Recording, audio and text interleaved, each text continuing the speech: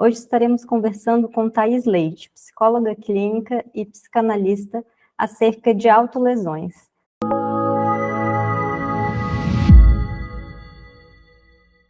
Thaís, muito obrigada por aceitar participar dessa nossa discussão hoje. Eu gostaria, assim, já de início, de pedir para ti para se apresentar para o pessoal que nos ouve, que nos assiste, se tu puderes falar um pouquinho sobre ti, sobre a tua formação, no que isso se relaciona com a nossa temática a ser discutida hoje, eu acho que seria bacana. Ótimo. Bom, vou lá. Boa tarde. Obrigada pelo convite, Monique. Estou muito feliz de estar aqui, né, para conseguir compartilhar um pouquinho do meu tema de pesquisa, né, assim, de coisas que me atravessam na clínica e nessa minha estrada aí também como pesquisadora. Eu sou Thaís, como você falou, né, sou psicóloga clínica, sou formada pela Universidade de Fortaleza, aqui do Ceará.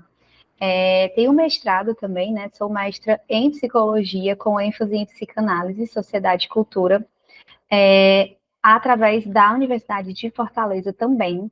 E trabalho tanto na clínica com crianças, adolescentes e adultos, num processo mesmo de análise, né? Acompanhamento psicoterapêutico, como faço supervisão para outros psicólogos, dou cursos livres em parceria com algumas outras instituições, por minha livre e espontânea invenção também, né? Fomento aí alguns grupos de estudo, tanto por mim mesma, mas também em parceria com o laboratório ao qual eu sou membro, pesquisadora, né? Que é o Laicos, da Universidade de Fortaleza, onde o meu segmento está pesquisando justamente ainda sobre autolesões, né? Mas, atualmente, nossa pesquisa está voltada para autolesões dentro do contexto escolar, e aí a gente tem um corte, né, de trabalhar com adolescentes nessa faixa etária aí, entre 15 e 17 anos, porque a gente está fazendo uma parceria com a Secretaria de Educação daqui de Fortaleza, mais voltada para a articulação com o ensino médio, tá bom? E aí vamos lá, né? Falar um pouquinho da minha trajetória. Eu me formei em 2016, né, na Universidade de Fortaleza, e logo em seguida ingressei no mestrado, em 2017. E inicialmente eu já estava nesse laboratório estudando questões relacionadas à violência, né? A gente estudou sobre as violências de uma maneira geral, no contexto sociocultural, e fizemos uma pesquisa sobre as violências naquele período ali das eleições de 2000 e a partir de 2010, as manifestações de junho de 2013, né? Publicamos alguns artigos relacionados a isso. E quando eu entrei no laboratório, depois de pouco tempo, a minha ideia era estudar violência no âmbito cultural mesmo, né? Assim, não estava muito segmentado o que eu ia fazer dentro desse contexto. Porque nós somos um laboratório que estudamos violência e política. Então, a gente está sempre passando por essas temáticas, né? E, por uma questão de escrita, de identificação, meu orientador na época me perguntou por que eu não ia para o lado das autolesões, porque era uma temática que estava sendo, assim, recorrente. Eu já tinha mencionado para ele que na minha clínica estavam aparecendo, né, pacientes com essas questões, e que estava começando a aparecer muito isso, assim, para a gente, né, várias pessoas falando sobre essa temática, se questionando, né? Falando no sentido de se questionar, de não saber muito bem por que aquilo estava aparecendo tanto, assim, repetidas vezes, né? E aí eu aceitei, isso ele me trouxe porque ele entendeu que a minha escrita estava partindo muito para um viés clínico, que era o que eu discordava, mas ele estava certo. E aí a gente começou em 2018, né? Passei mais ou menos uns 8 meses fazendo algo mais amplo. E a partir de 2018 eu comecei a escrever mais especificamente sobre violência contra si e nesse âmbito das autolesões e a pesquisar sobre isso, não só dentro da minha clínica. Eu fui para o CAPS, né? Consegui passar pela aprovação do Conselho de Ética. Fiz um trabalho dentro do CAPS, de um CAPS aqui de Fortaleza, né, CAPS geral, e levantei várias informações, e a minha pesquisa é um resultado disso, né, tanto das vinhetas clínicas, como dos atendimentos que foram feitos em um formato mesmo de psicoterapia breve focal, por assim dizer, né, dentro do CAPS, né. nesse período aí do ano de 2018. Em 2019, eu concluí a dissertação e começamos a pesquisa voltada para o contexto escolar. Inicialmente, não era só contexto escolar, era para o CAPS infantil, mas deu muita burocracia, e fomos para as escolas. Mas aí veio a pandemia e ficamos parados um bom tempo em relação a isso, né? Então, aí, desde o final de 2021, a gente vem tentando retomar a pesquisa de campo, né? A nossa base teórica já está bem solidificada, por assim dizer. Então, estou nessa, né? De ser, como as pessoas dizem aqui no Ceará, a menina das autolesões. É assim que alguns colegas me conhecem e me apresentam, né? Porque acaba que esse é um tema que as pessoas já têm conectado muito com o que eu falo. E por isso que eu estou aqui, né? De alguma forma.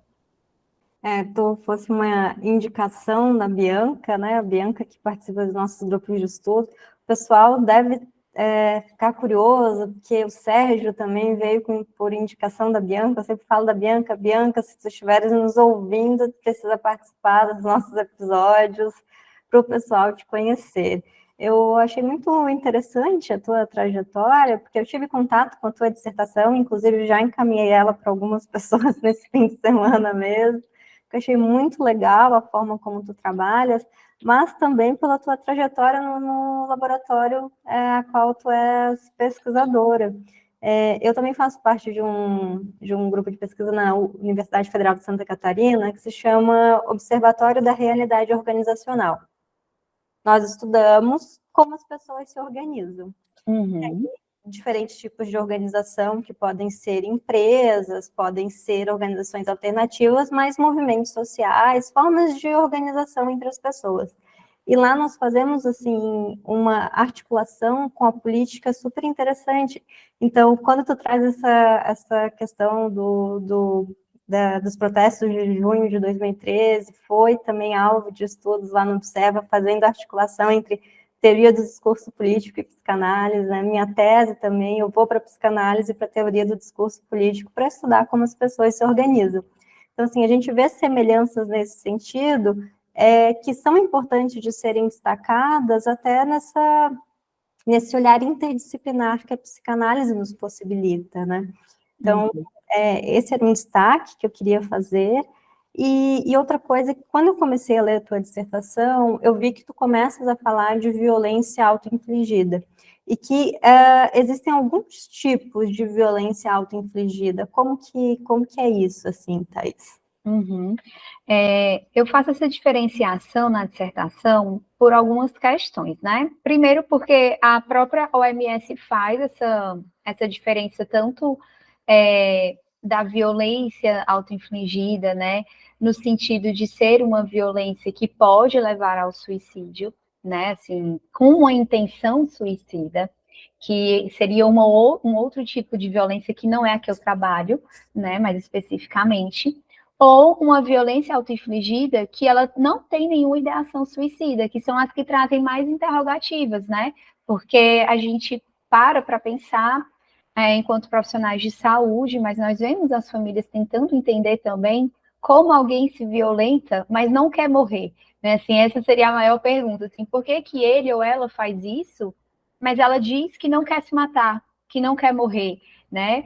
E aí existe essa diferença, que é uma diferença importante também para a OMS, porque eles se articulam em torno disso, e é uma diferença que mundialmente é contemplada, e se a gente for procurar artigos de várias partes do mundo, eles trazem essa segmentação. Mas também, ao longo desse trajeto, eu percebi que mesmo dentro das violências autoinfligidas, né, ou autoprovocadas, que é um termo mais atual, que isso foi mudando assim, nesses últimos 5 anos, algumas terminologias foram sendo diferenciadas, né? A gente percebe que existem níveis de intensidade e violências que são mais articuladas com o homem ou com a mulher, né? Ou com quem se coloca nesse lugar de homem ou de mulher. E é interessante a gente pensar nessa perspectiva clinicamente falando, né? Assim, então, os dados, eles trazem várias formas, assim, sendo a mais comum mesmo as automutilações, que são as, assim, de cara o que a gente mais encontra na clínica e nas instituições. ou os burnings, né, que são você se queimar, né, geralmente aí com ponta de cigarro ou com objetos metálicos que você consegue esquentar em basicamente qualquer lugar, né, e se machucar.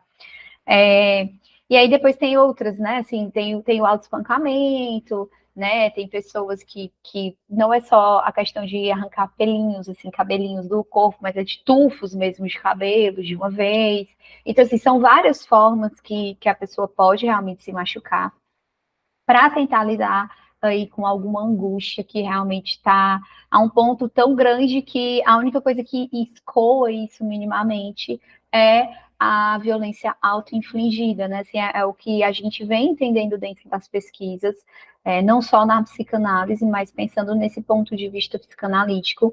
Lacan, ele já traz, né, que a angústia é o único sentimento que não mente, por assim dizer, porque ele vai precisar ser nomeado de alguma forma, ele desponta alguma coisa que está realmente acontecendo ali, psiquicamente falando, né? Então, não tem como fugir, né? Da angústia a gente não foge, mas a gente pode dar um outro caminho para ela, que não seja esse caminho da violência, né? Porque aí vem uma questão importante dentro da psicanálise, que é a gente entender que agressividade e violência, elas não são a mesma coisa, apesar de parecerem duas faces da mesma moeda, né?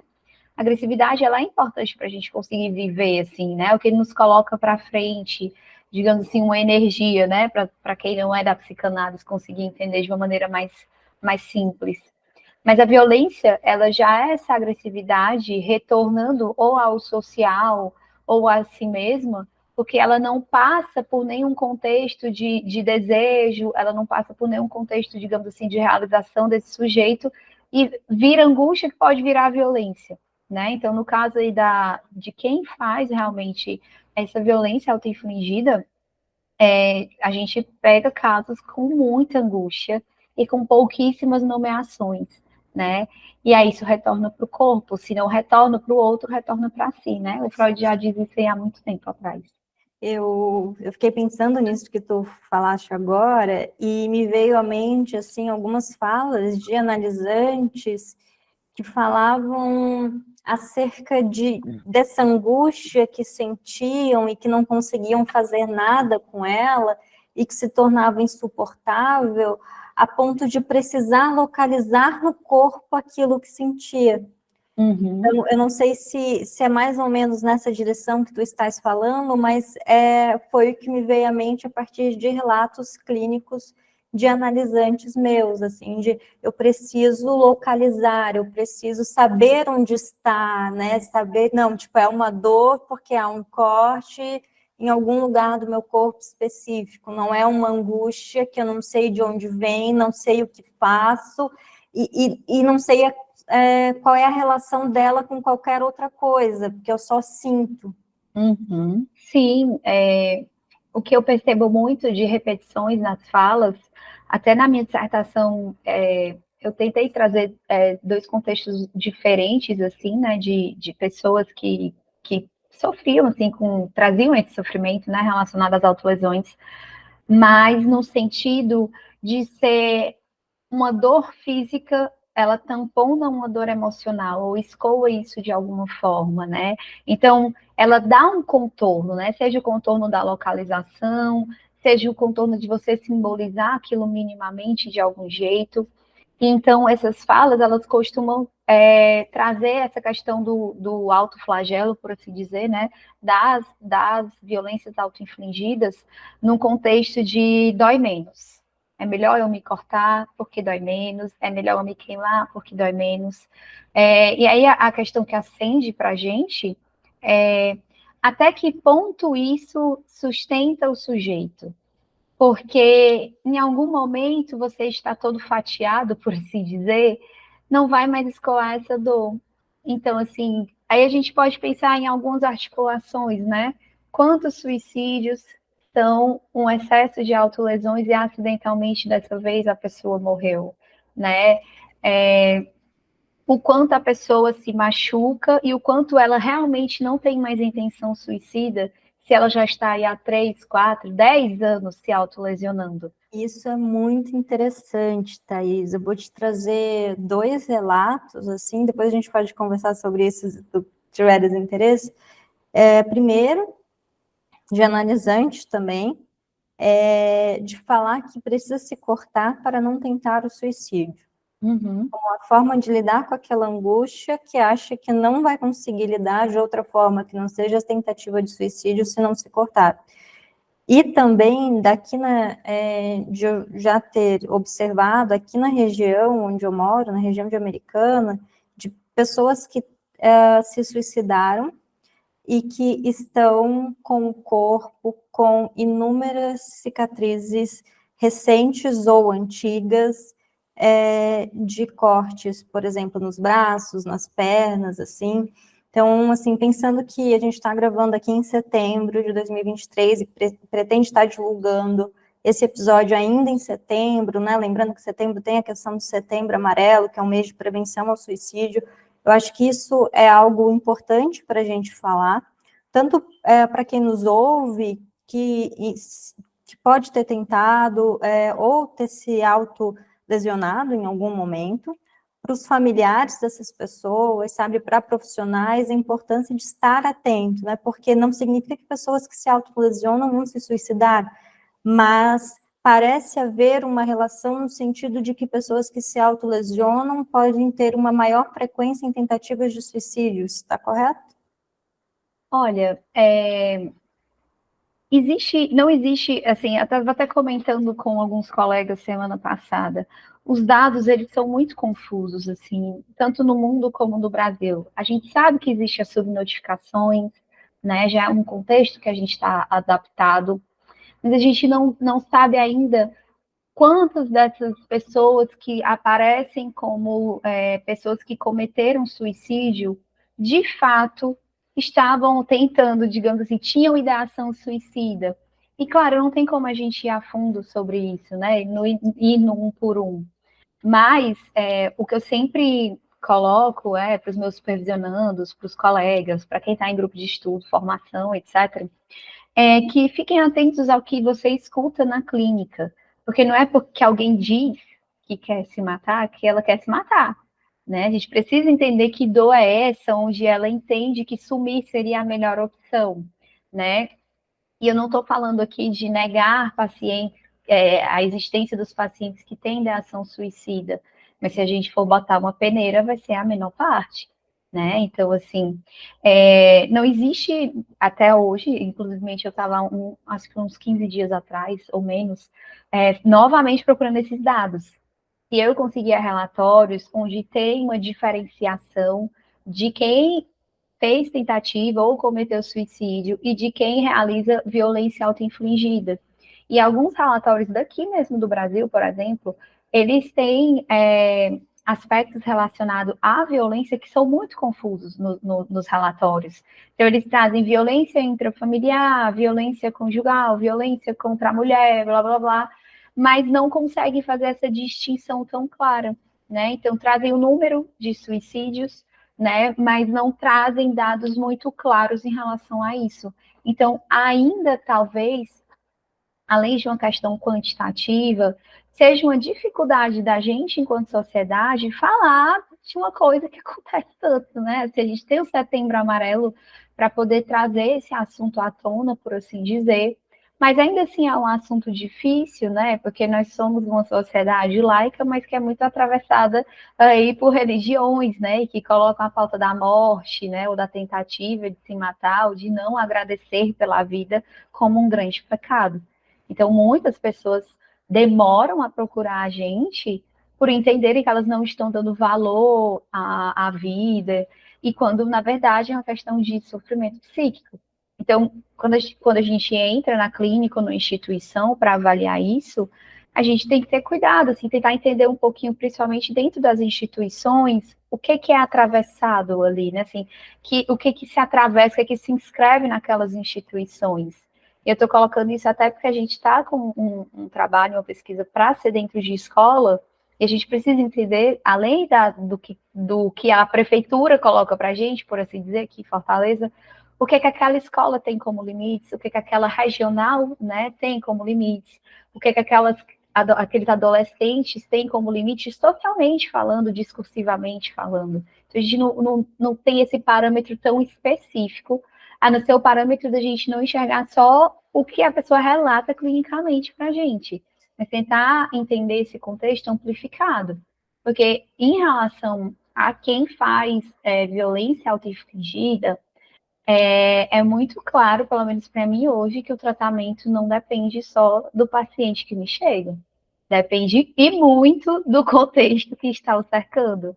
Então, independente da idade, muitas vezes é preciso chamar a família dessa pessoa, né? Pensando em um contexto clínico, se é um jovem adulto, se é um adulto, porque isso interfere, com certeza, nessa pessoa conseguir lidar ou não e ter um suporte a mais do próprio processo analítico. E eu acho que isso é um diferencial da clínica, de quem atende pacientes que realizam violência autoinfligida. Entender que, mesmo que não seja um adolescente, por exemplo, a gente vai muito provavelmente ter que ter um contato, sim, com a família, né? Assim, com quem ele tem como alguém de confiança, né? Por assim dizer. É muito interessante isso que tu trazes, Thaís. Então, assim, para tentar dar uma resumida para o pessoal, nem toda violência autoinfligida, nem toda autolesão implica numa tentativa de suicídio.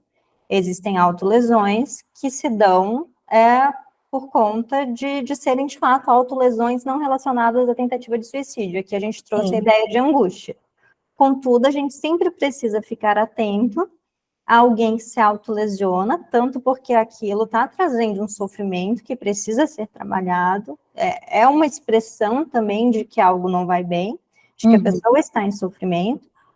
Contudo, a gente precisa, ainda que a autolesão não signifique exatamente uma tentativa de suicídio, existe a possibilidade de um agravamento desse quadro e de uma posterior tentativa de suicídio.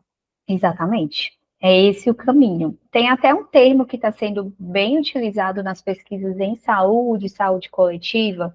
Ele não é um termo psicanalítico, mas é um termo que, para a gente falar com o grande público, ele é bem tranquilo, que é ALNS, que são autolesões não suicidas. Ele já está entrando em alguns programas de saúde pública, né? Assim, a gente vê que é um termo mesmo relacionado à saúde coletiva. Eu não lembro se esse termo vem das pesquisas da cognitivo-comportamental, das psicoterapias baseadas em evidência, alguma questão desse tipo, mas eu sei que é um termo que está sendo bem utilizado, né? Assim, para falar justamente, trazer uma diferenciação bem clara de que existem as autolesões não suicidas, né? Sem essa ideação suicida. Mas aí a grande questão que fica elas precisam ser tratadas, precisam ser acompanhadas, para que com o tempo isso não vire um processo de ideação suicida. Porque a angústia, ela só aumenta se ela não tem uma vazão, né? E é muito interessante, esses pacientes geralmente chegam com um esvaziamento, assim, do discurso, né? Eles não sabem o porquê que fazem aquilo, só que se angustiam muito e por isso se cortam, por exemplo. Eles nem sempre sabem dizer quando começou exatamente, sabe assim, foi mais ou menos há 2 anos. Mas aconteceu alguma coisa diferente? Não lembro, não sei, né? E você pergunta do que a pessoa gosta, do que ela se interessa, e parece uma morte, assim, a vida, né? Assim, não tem nada que essa pessoa se amarre, por assim dizer. E é muito interessante a gente perceber que quando a gente começa a atender pessoas assim, nós temos que inserir alguma coisa para que depois elas devolvam algo discursivamente falando. Então, às vezes, é da gente mesmo, enquanto analista, dizer assim, não, mas não gosta de nada? Como assim? Não, impossível. Não gosta de futebol, não gosta de basquete, sabe? E ir colocando coisas. Ah, eu lembrei, quando eu tinha 7 anos, eu adorava jogar basquete. Como é que era? E aí você começa a fazer um trabalho de resgate dos significantes dessas pessoas, né? De trazerem elas para um processo de produção de discurso e, consequentemente, de despontar para o desejo em alguma coisa. Então, são pessoas que, quando a gente começa a intervir, você puxa se essa pessoa gosta de alguma coisa relacionada à arte, ao esporte, e precisa saber investir pelo mínimo que a gente acha. Porque é o investimento dessa pessoa em algo relacionado ao seu desejo que vai fazer com que ela não se violente mais. Ou que, pelo menos, ela consiga contornar isso. Então, é muito comum a gente ver pacientes, né, que se autolesionam, que quando eles vão retomando aí coisas que significam algo para eles voltam a trazer discursos assim, mas eu faço tal coisa porque isso faz sentido para mim. Isso me dá um sentido. Se você vê um sopro de vida surgindo novamente. E aí, não significa que a pessoa não queria viver, ela só não estava conseguindo, né? E precisa de uma mãozinha ali para ir retornando, né? De alguma forma. Essa tua fala, ela me lembra muito a discussão que Klein faz quando ela fala quando a gente lê na obra dela sobre a ideia de pulsão de vida, né?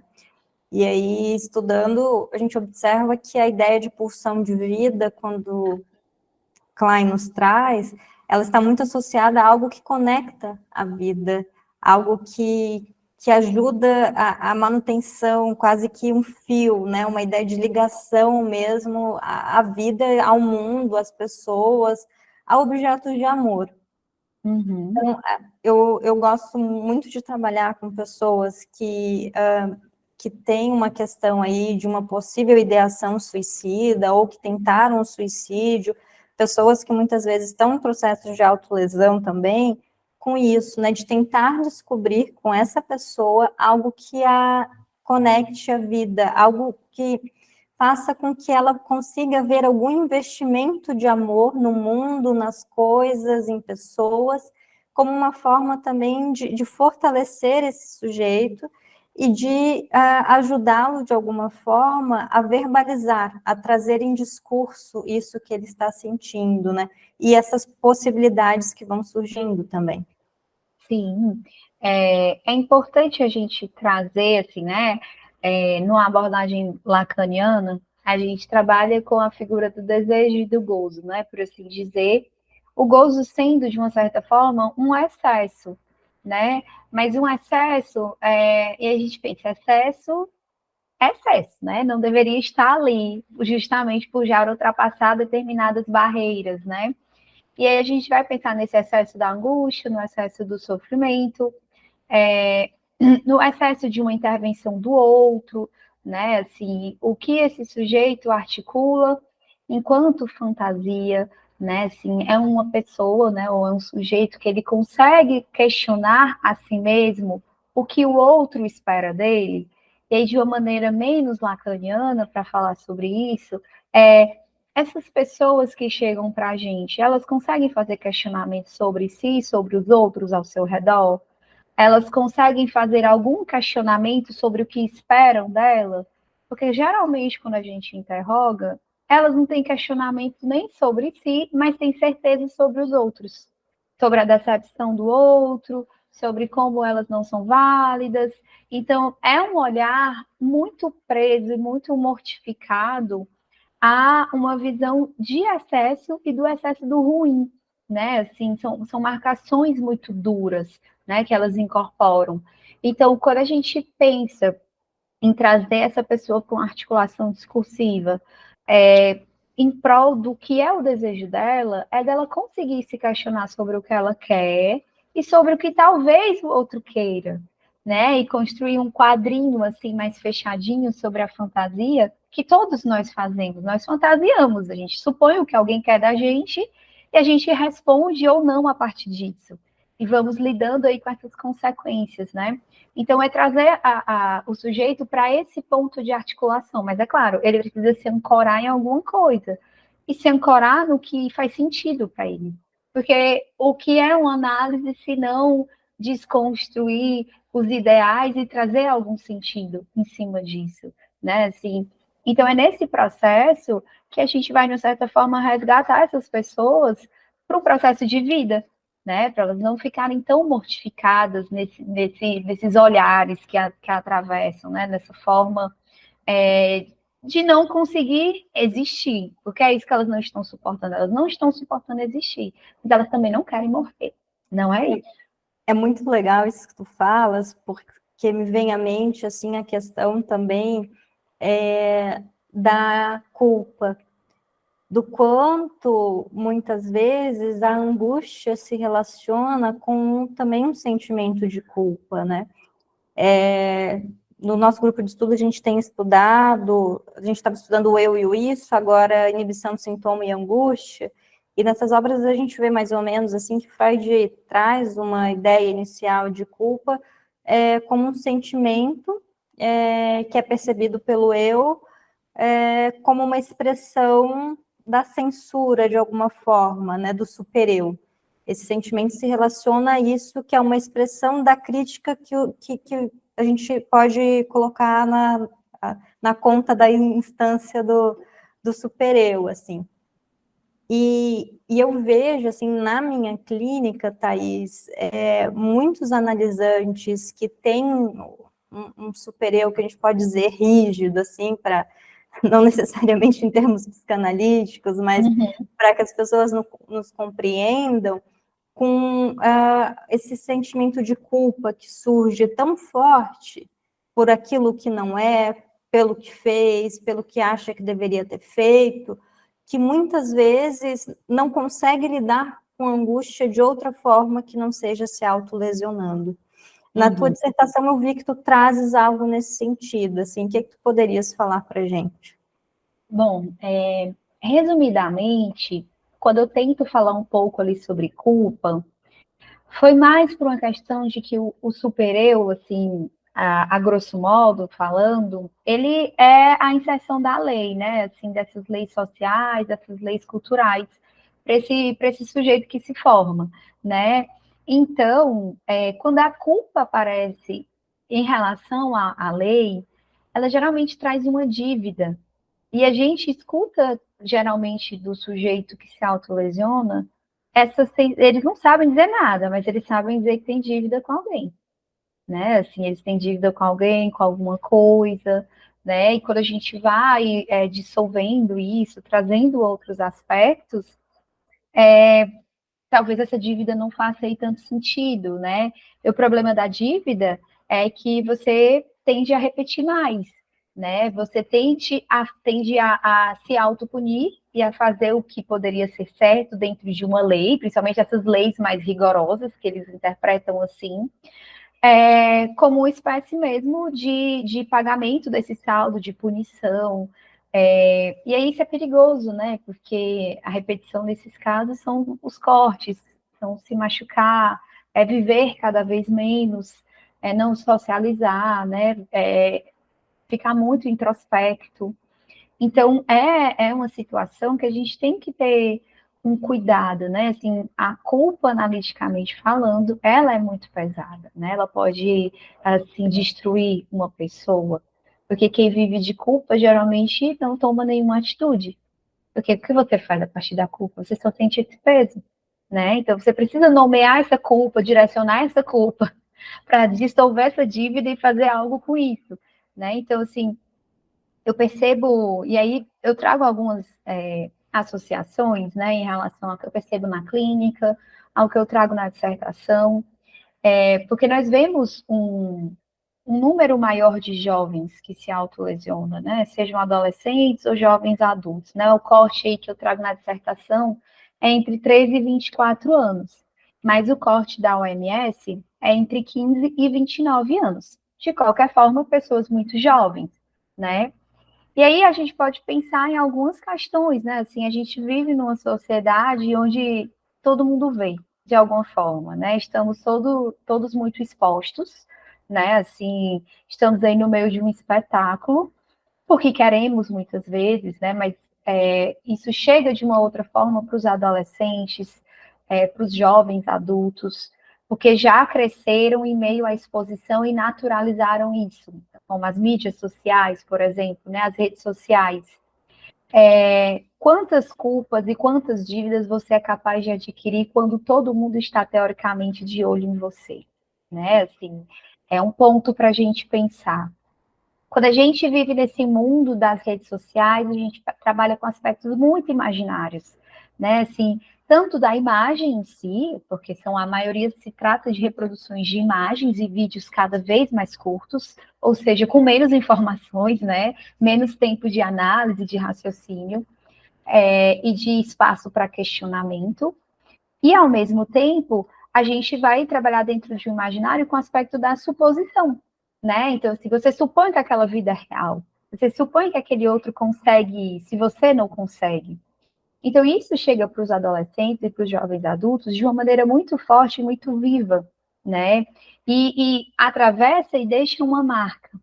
E aí, que recursos eles têm? Se a gente percebe que eles são muito marcados e atravessados por imagens, e cada vez menos por questões discursivas, no sentido de ter tempo para pensar, para elaborar e para questionar, porque eles vivem no imediatismo, então eles têm que ver e ter uma resposta, eles precisam estar por dentro, eles precisam saber opinar, mesmo que isso gere uma polêmica.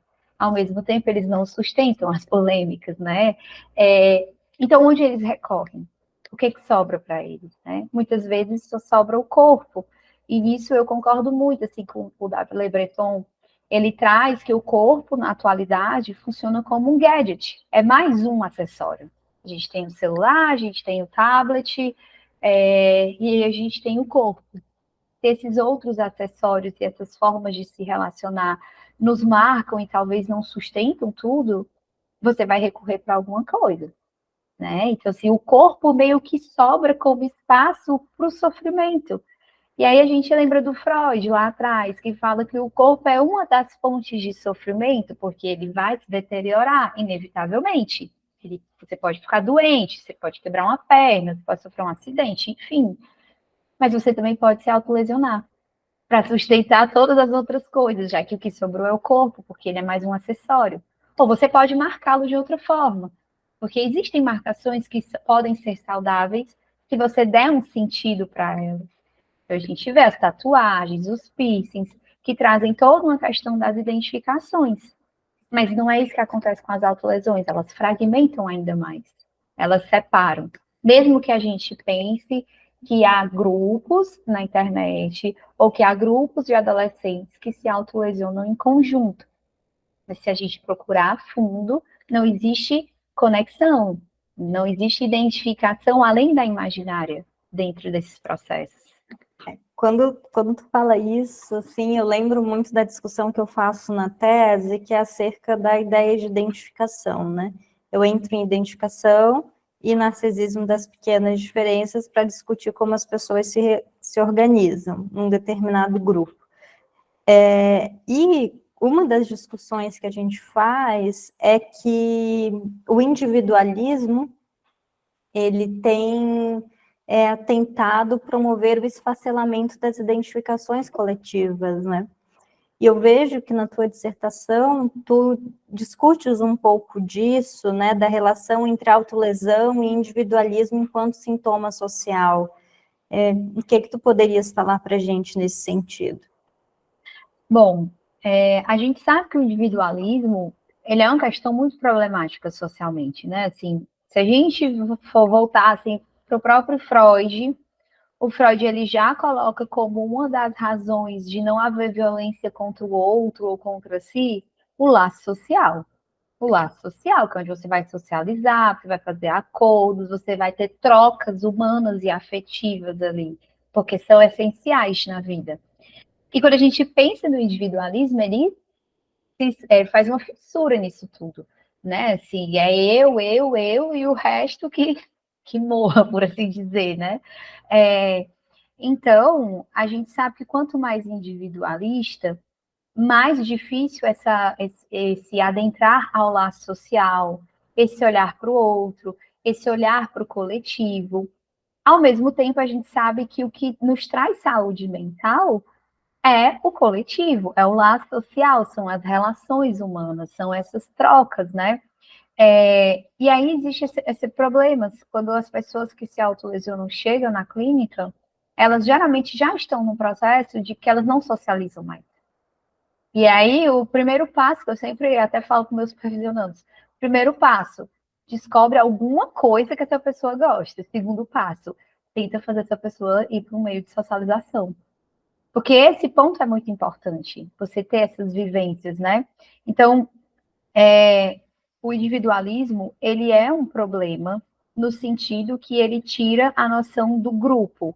E, ao mesmo tempo, ele traz a gente, coloca a gente numa posição de que o certo, o interessante sou eu, né? Individual, pessoa, né? E tá.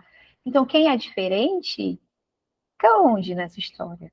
Cabe eu ter um olhar para o diferente, mas nós sabemos que todos somos diferentes, mesmo que nos mínimos detalhes. Mesmo quando nós temos questões em comum, talvez tenhamos aí muitas diferenças. E aí a gente vê hoje, assim, um discurso bem recorrente na clínica, independente das autolesões, é a dificuldade, principalmente dos adolescentes e dos jovens adultos, em lidar com as diferenças. O que é que eles fazem? Eles cortam a relação. E aí a gente poderia ir para o outro tópico, assim, agora porque todo mundo fala de positividade tóxica, de relações tóxicas, mas também até que ponto isso está sendo levado a um extremo, né? De tipo assim, eu não sustento mais nenhuma relação porque ninguém pode discordar, porque ninguém pode ser diferente, eu não suporto que eu não seja, que os outros não sejam um espelho de mim. Não, Né? eu não suporto que as pessoas falem algo que eu não quero ouvir também, né? Isso, assim, é narcisismo puro. Mas é o narcisismo, assim, mais mal colocado que a gente pode pensar. Porque estruturalmente nós precisamos disso, mas nós saímos disso em algum momento, porque senão a gente não adentra o laço. E Freud mesmo fala, né, que o melhor remédio contra o amor a si é o amor ao outro, né?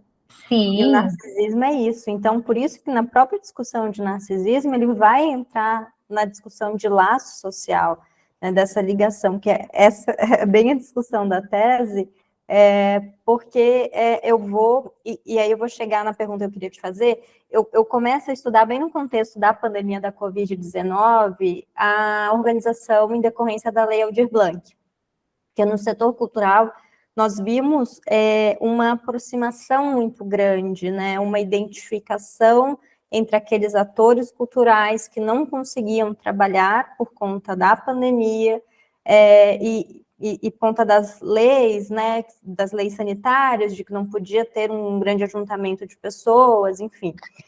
Mas, apesar nesse contexto da pandemia, no setor cultural, nós temos observado uma maior aproximação entre atores que muitas vezes, antes da pandemia, viviam de forma bastante conflitante.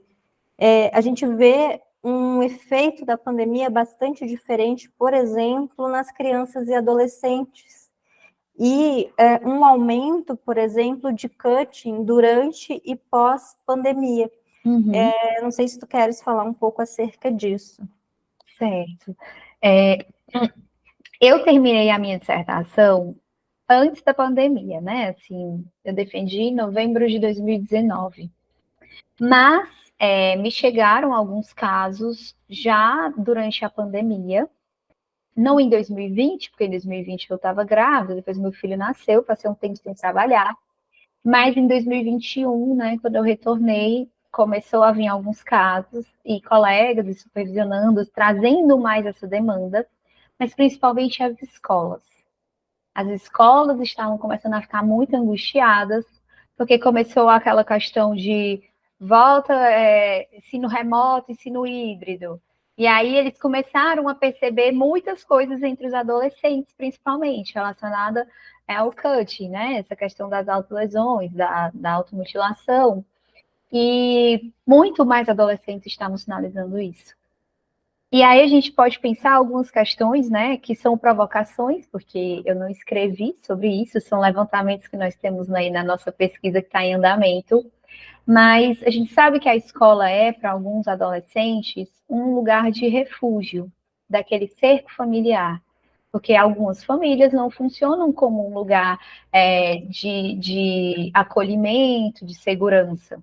E aí isso vai depender de uma série de questões, de contextos sociais, de contextos culturais, né? Assim, então, mas a gente reparou uma necessidade das escolas em todos os níveis, escolas públicas e escolas particulares entrando em contato justamente do que é que eu faço.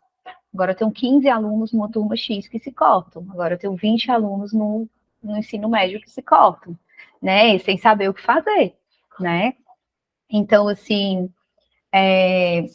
talvez o que a gente pensa e elabora é que foi muito estressante para esses adolescentes, e aí eles estão em processo de transformação. Alguns estavam ali com 11, 12 anos e voltam com quase 15 para a escola, porque são quase 2 anos parados, né, assim, totalmente. E é um período que eles se transformam muito. Aí um período sem socialização com os pares, efetivamente, pressões familiares, muitas famílias se desfazendo, brigas entre os pais e cuidadores, são cenários caóticos se a gente vai para as famílias de baixa renda, pessoas que passaram por insegurança alimentar, violência familiar, assim, declaradamente. Então, e aí são adolescentes que têm as redes sociais como o maior escape. E as redes sociais são a rede de mentira. Então, o que que pode ter alimentado isso? Com quem eles iam falar? Com quem eles iam conversar? Se não tinha o espaço da escola, as aulas eram virtuais, ou mesmo que híbridas, mas muito tempo no virtual. Para a maioria eram chatíssimas essas aulas virtuais, eles não conseguiam prestar atenção. E sem socializar, sem ter o mínimo de espaço. Eles recorreram a si mesmos, assim, de alguma forma foi o que sobrou. Então, talvez por essa via a gente possa entender um pouco o aumento desses casos durante e pós-pandemia, né? A questão que fica é por que, assim, a gente, tudo bem que faz pouco tempo, mas por que continuamos recebendo ainda tantos adolescentes que começaram recentemente a se cortar? O que está acontecendo socialmente que eles só estão recorrendo por essa via, né? Enfim, é uma pergunta difícil de ser respondida, mas que não é feita só aqui no Brasil. Nós estamos tendo pesquisadores do mundo inteiro com a mesma interrogação, né? Assim, o que está acontecendo? E ainda que a gente não consiga necessariamente responder de uma forma mais exitosa essa pergunta, só o fato da gente estar se fazendo e refletindo sobre ela já é importante, né? Porque a gente precisa também passar por um processo de elaboração e um processo de pesquisa sério, né? De levantamento de dados.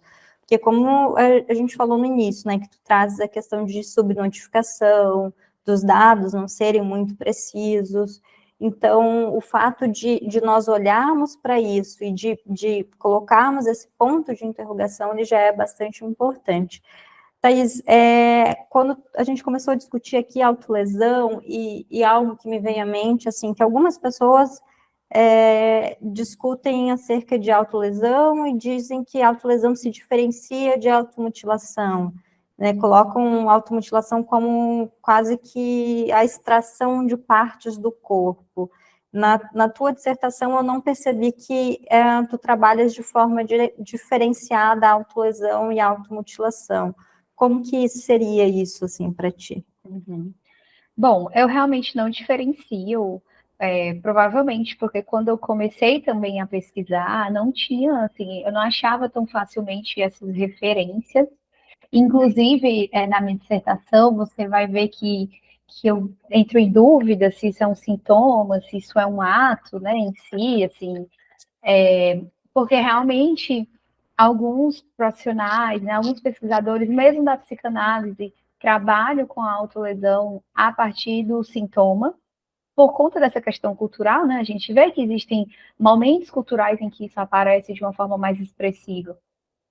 Mas eu trabalho pela via do ato, né? Assim, porque eu entendo que já acabou o sintoma ali, apesar de ter um forte, e eu realmente entendo e trabalho nessa perspectiva que tem uma forte influência cultural e discursiva da contemporânea, mas eu entendo que o sintoma já morreu aí, né? Assim, a gente já passou por uma via de ato, mas não é um ato assim, não é um ato de passagem, né? Não é um sentido de uma tentativa mesmo de suicídio. Estaria aí entre o acting out e o ato mesmo, entre uma coisa e outra, né? Entre uma encenação, digamos assim, mas ou uma tentativa, porque não é nenhuma coisa nem outra, não é uma encenação do sofrimento, nem também uma tentativa de suicídio, né?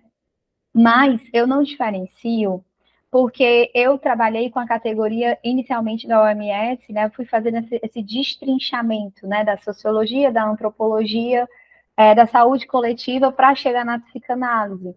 Então eu entendo que autolesão é autolesão, não importa qual, né? Assim, para mim esse é o significante, por assim dizer, de pesquisa, né? E aí a automutilação em si, a gente pode sim pensar por uma via do corte como um corte que você não faz com o outro, discursivamente falando, simbolicamente falando, pensando de uma maneira bem lacaniana, assim, né? E você traz esse corte para a pele, para o corpo, porque o nosso corpo, por mais que nós podemos simbolizar ele, trazer aspectos simbólicos, né? Recobrir eles de significantes, ele é um corpo real, ele vai morrer, ele vai apodrecer, é inevitável. Você pode morrer de fazer cirurgia, botox e tudo mais, uma hora acabou, entendeu? Tem fim, né? É a única certeza que a gente vai ter, né? Então, assim, a gente tem uma ideia dentro da teoria do Lacan que quando você não consegue produzir um sentido entre aí dentro dessa questão do simbólico, de uma produção mesmo discursiva, do laço social, né, como a gente estava colocando, você pode utilizar a via do real como saída. E aí, o que é mais real do que a própria pele? Né? O que é mais real do que você inscrever em si o seu sofrimento que você não consegue colocar através do discurso? Não tem como alguém negar isso, não tem como alguém negar uma cicatriz de automutilação. Então, por essa via, a gente pode entender que talvez a automutilação seja a mais significante das autolesões, porque de fato ela faz um corte. E aí a gente volta para aquela questão que eu falei da fantasia e desse olhar do outro, né? De estar subjugado ao outro, mesmo em uma posição de excesso, de gozo e tudo mais. A gente entende que para estar saudável, por assim dizer, né, conviver no laço social, você precisa fazer cortes com o outro. Você precisa ter limites nessas relações, por assim dizer. Você precisa conseguir supor alguma coisa sobre o outro. E se sua suposição, digamos assim, o que o outro espera de você é mais do que você pode ofertar, paciência. Você precisa conseguir lidar com essas questões. Mas se você está em sofrimento psíquico, a palavra do outro tem muito peso, né? E o que corta isso é um limite estabelecido, é uma lei entre você e o outro, né? E se você não faz isso através do discurso, talvez você vá pelo corte real. O problema é que esse corte não faz nada, a não ser lhe machucar e lhe deixar cada vez mais preso a esse outro, a uma culpa, a uma dívida, enfim, né? São várias questões que perpassam isso. Não, bacana, assim. Outra questão que quando a gente estuda sobre autolesão, que tu traz da questão do recorte de idade, né, mais entre pessoas jovens, também existe um recorte de gênero, né, maior frequência em jovens, especialmente jovens mulheres. Existe algum tipo de diferença em relação ao tipo de autolesão que homens costumam ter e mulheres, ou provocar, enfim, porque na clínica às vezes a gente nota, né, que alguns tipos de autolesões são mais frequentes em mulheres, outros em homens, mas eu não sei o quanto existem estudos ou estatísticas apontando para isso. Certo. Bom, vez ou outra eu dou uma pesquisada para ver se eu consigo dados mais recentes e consistentes sobre isso. Mas eu não tenho achado dados tão consistentes como eu falei, quando eu pego dados de violência, são muito confusos. assim, eu entendo que se dá uma preferência a diferenciar as violências ali familiares, violência contra a mulher, violência no tipo, por exemplo, arma de fogo, enfim, várias categorias de violência social, e o suicídio, né? Assim, ele entra nessa categoria, né? Mas não vejo tanta diferenciação. Mas, na minha dissertação, eu consegui uma pesquisa, né, que está lá, que é uma pesquisa, inclusive, inglesa, que nos dados dele batiam com os dados que eu tinha coletado dentro do CAPS, que eu observava na clínica, né, assim, que são dados de que as mulheres são as que mais se autolesionam, né, 95% dos casos, e geralmente através das automutilações, dos cortes, né? E aí a gente poderia pensar em diversas questões sociais, assim, que discurso recai sobre a mulher, a quem a mulher precisa se libertar, digamos assim, né? Criar, soltar amarras, por assim dizer. E dos homens, a maior parte das autolesões, inclusive clinicamente, também são os burnings, né? São o ato de se queimar, porque tem também uma questão aí de suportar mais dor, suportar mais calor, alguma questão relacionada também ao aspecto da masculinidade. Mas são dados, assim, que são difíceis de serem encontrados, não tem tanto dado sobre isso. E no meu recorte de pesquisa, eu não consegui fazer nenhuma distinção entre homens e mulheres cis ou trans, né? Você deve ter percebido isso. E é uma discussão que a gente vem fazendo no laboratório, porque a gente precisa ter o cuidado também de, quando faz esse levantamento, se nós pegamos, por exemplo, um homem e uma mulher trans, se essas autolesões que aparecem estão ligadas a alguma questão mesmo psíquica do que a gente vem falando aqui, algum sofrimento nesse sentido, ou se é o sofrimento de não se sentir pertencente àquele gênero, né? Porque aí isso muda toda a figura da intervenção. Porque se você se autolesiona porque você não suporta ver aquela imagem do corpo, né, de alguém que nasceu homem, mas se identifica e se percebe como mulher, ou vice-versa, é um outro tipo de autolesão. Então, a gente precisa ter esse cuidado clínico e institucional também, né?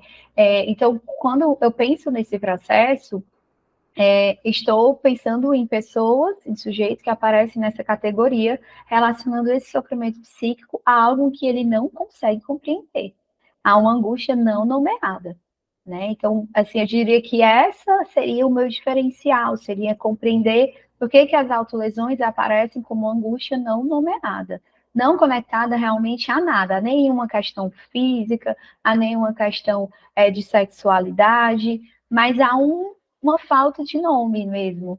E aí, na minha dissertação, quando eu penso dentro disso, né, quando eu estou trabalhando nessa categoria, eu falo sobre a questão do superior arcaico, né, lá do Didier Weil. E ele tem até uma frase que é bem interessante, né, que ele fala que no superior arcaico, o significante, ele cessa ele não cessa de tentar se inscrever, se reinscrever, né? Assim. Então ele está inscrito, mas ele está borrado por alguma coisa. E ele fica voltando. E a gente pode entender que esse retorno são os cortes, de tipo, eu estou aqui, tem que fazer alguma coisa com isso, eu estou angustiado, tem que fazer alguma coisa com esse significante aqui. Colocar ele para jogo, digamos assim, discursivamente falando. E é diferente, e aí é importante também trazer isso, porque alguns pacientes chegam com aspectos muito psicóticos, né? Assim, uma sintomatologia psicótica. E a gente está falando de algo voltado aí para o real, né? E a gente sabe que a psicose, ela tem uma lei muito dura, são sempre certezas absolutas, né? Assim, esse universo do simbólico, ele não existe, é muito fragmentado. Então, a gente pode receber um paciente que se autolesiona e que pode chegar com suspeita aí de psicose e não ser nada disso. Então, a gente tem que ter esse cuidado, porque a partir do momento em que esse paciente neurótico ele traz isso para o discurso, todos esses sintomas, digamos assim, psicóticos, eles vão desaparecer, né? Essas vozes, essas alucinações, até questões do corpo mesmo, às vezes até a postura muda, e a gente tem que ter essa cautela, porque esse significante ele está inscrito, ele não deixou de ser inscrito, como acontece na psicose, né? Há uma lei ali, assim, simbólica, estabelecida. Não há uma realidade absoluta, e a gente tem que prestar atenção nisso. Isso é muito importante quando tu trazes, porque a gente pode, de fato, encontrar sintomas psicóticos dentro da neurose, né? Falando das estruturas, assim, a partir da psicanálise. Porque, inclusive, assim, eu já vi algumas pessoas que passaram por processos de autolesão, de sintomas psicóticos, super preocupadas, com a possibilidade de serem, de terem uma estrutura dentro da psicose, por exemplo, né, de não serem neuróticas. Então, até é importante, assim, que quando a gente fala também das estruturas dentro da psicanálise, a gente não fala de estruturas olhando para o sujeito daquele tipo que a gente tira da teoria do tipo ideal e aplica num sujeito, né? A gente fala de estruturas que de alguma forma elas possuem traços de outras, né? Tem algum tipo de predomínio, mas aquela estrutura ela não é absoluta, porque quando a gente estuda, a gente está falando de tipologia, né? De algo ideal que se dá de forma conceitual como modelo. Então, acho que isso é bastante importante a gente destacar. E aí eu tinha mais um questionamento para te fazer acerca de autolesão, se quando a gente fala, por exemplo, que eu vejo de alguma forma, assim, pelo menos na minha clínica, que é mais comum em homens, baterem, socar coisas a ponto de se machucarem. Estamos falando também de autolesões? Depende, né? Nesse caso, depende.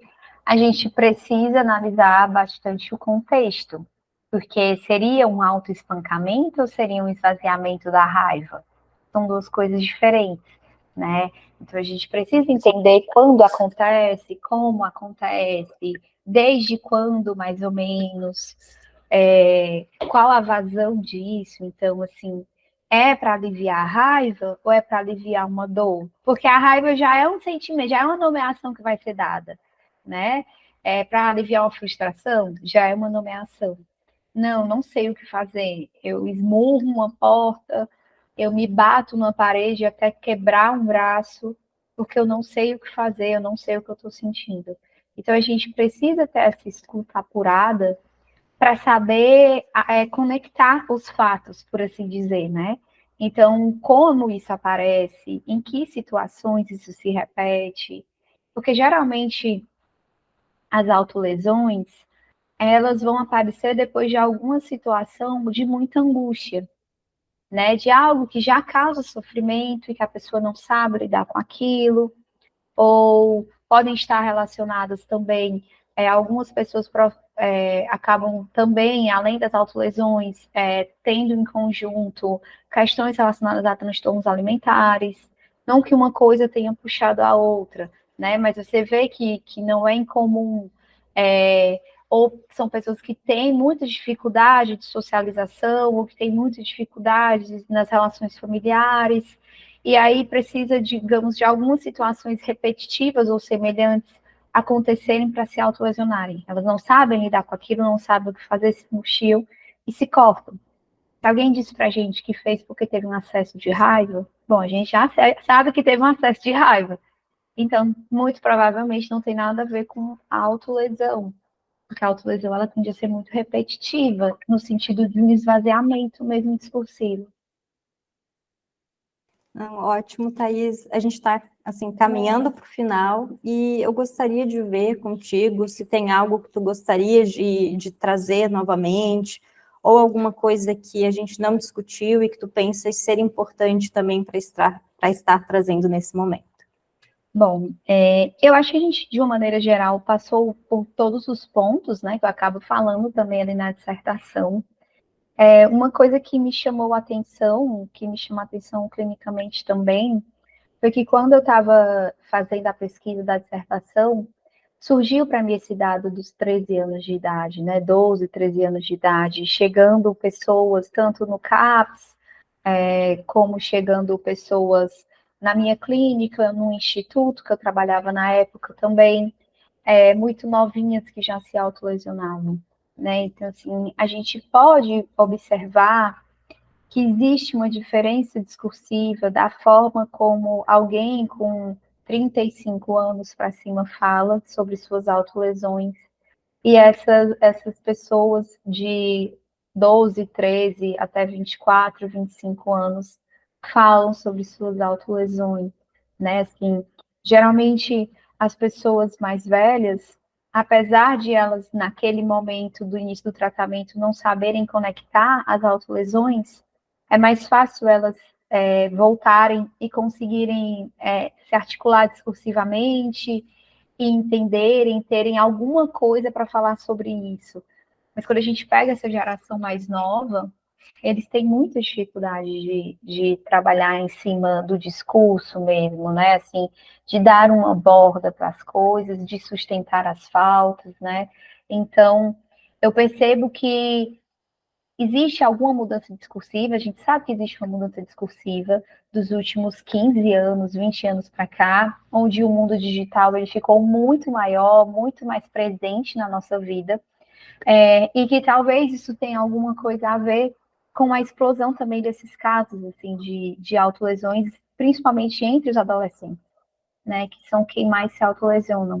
E aí, se a gente parar para pensar, quem sempre é mais atingida através da imagem ainda hoje são as mulheres, né? Sejam elas cis ou trans. Então, não é estranho que a maioria dos casos apareçam em meninas, né? Então, assim, é uma observação que eu acho válida e no futuro pretendo seguir por esse caminho aí numa pesquisa de doutorado para tentar entender essas concepções, né?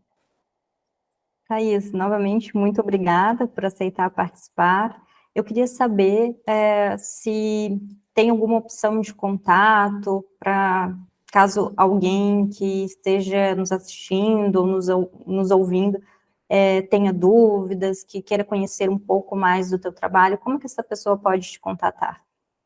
Ela pode falar comigo através das redes sociais, né? Assim, eu tenho um Instagram profissional que eu uso, e lá tem um link de acesso direto ao meu WhatsApp, a e-mail e tudo mais. E é bem simples o nome, é @psitaislia, eu acho. Eu sempre confundo se é Taislia Psi ou se é Psitaislia, mas é Psitaislia, tá? E lá eu falo também um pouquinho sobre essa temática e algumas outras, né?